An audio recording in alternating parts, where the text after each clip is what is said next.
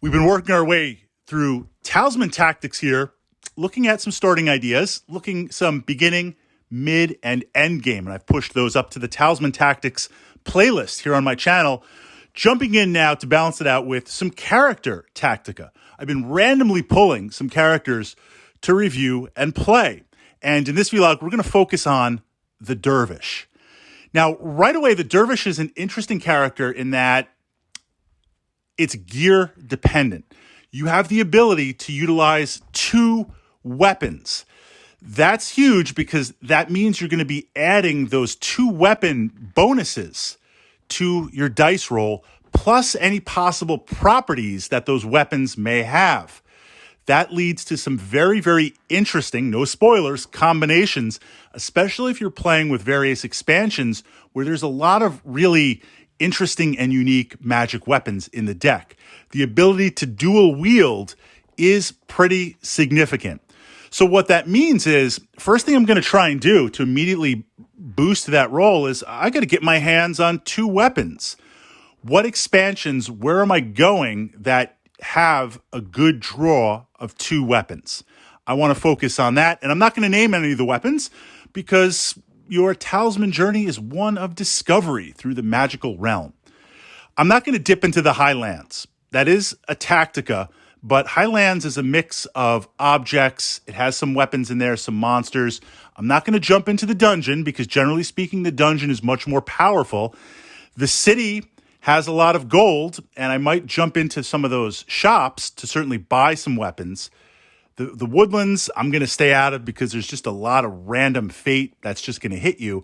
I'm going to stay on the main board, especially if I have some expansions, some of the small box expansions in play. I'll try and farm that area.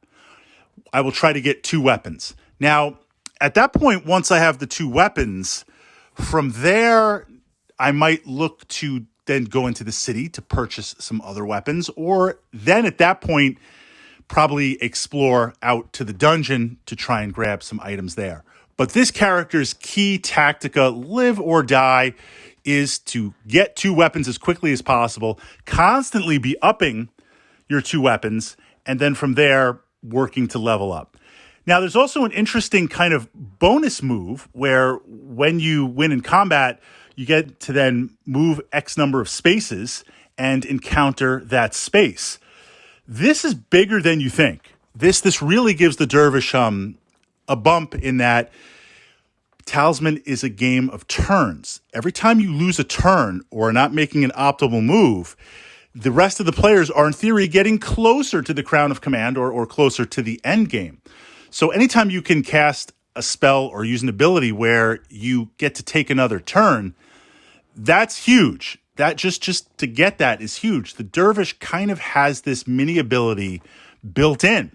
That builds in a little bit of a cushion for when you might get hit with an immovability spell, or you might lose a turn, or something's not as optimal with a roll. I really wanted to roll 6. I rolled a 1. I move and I encounter a space.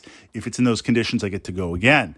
That's kind of a nice little passive ability that happens every now and then. Yes, we're going to primarily build on the dual wield, but having that other ability over 10, 20, 30, 40, maybe even 50 game turns adds up to maybe 3 or 4 or 5 or more free possible turns.